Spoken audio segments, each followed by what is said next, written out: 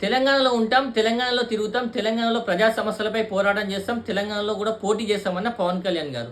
అయితే గత వారం 10 రోజులుగా ఏపీ, తెలంగాణ మధ్య కొంతమంది ప్రాంతీయ విభేదాలు సృష్టిస్తున్న నేపథ్యంలో ఈరోజు ఒక మీటింగ్ పెట్టి పవన్ కళ్యాణ్ గారు మాట్లాడాలనుకున్నారు.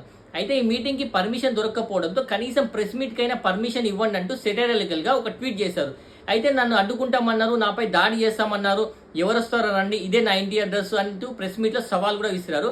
ఇక ఆయన ప్రెస్ మీట్‌లో మాట్లాడుతూ మళ్ళీ పాత రోజులు ఏమైనా తీసుకురావాలనుకుంటున్నారా? కాల్ముక్త, బాంచన్ మరి లేకపోతే తెలంగాణ ఏమైనా మీ అయ్యే జాగీరా అంటూ కూడా ప్రశ్నించడం జరిగింది. ఇక ఆయనపై వచ్చిన పొలం ల్యాండ్ విషయం కబ్జా ఆరోపణలపై కూడా ఆయన స్పందించారు. ఒకవేళ ఈ ల్యాండ్ గనక కబ్జా నిరూపిస్తే ఈ ల్యాండ్ మొత్తాన్ని తెలంగాణ గవర్నమెంట్‌కి రాసిస్తానని కూడా ఆయన చెప్పడం జరిగింది.